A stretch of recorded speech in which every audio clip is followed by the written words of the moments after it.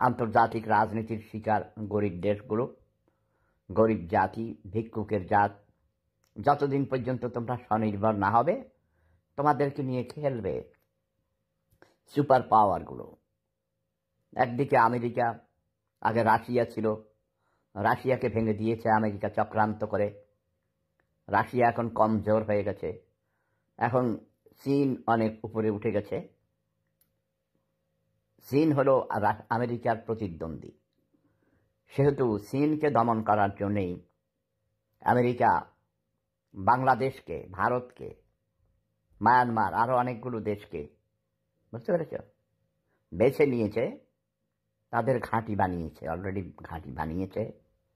এসব নিয়েই তো চিন্তা, এই জন্যই তো মাথা ব্যথা করে। চিন্তা করতে করতে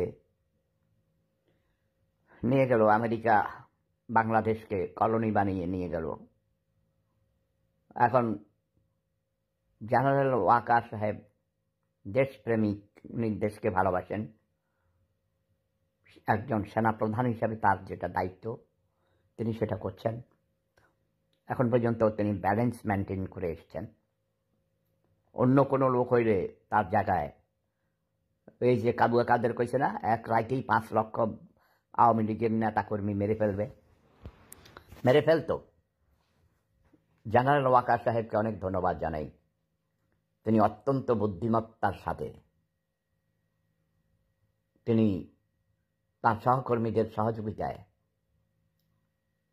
এখন পর্যন্ত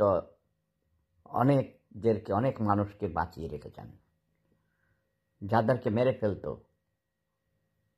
চক্রান্তকারীরা, আমি জানি কোথা থেকে কিসের চক্রান্ত হয়, কিছু করার নেই। আমাদের রাজনীতিবিদরা অতীতে অনেক ভুল করেছেন, সেই ভুলের মাসুল দিতে হচ্ছে জাতিকে, আরও দিতে হবে। আগামী 100 বছরেও বাংলাদেশের পলিটিক্যাল সিচুয়েশন কখনো স্থির হবে না।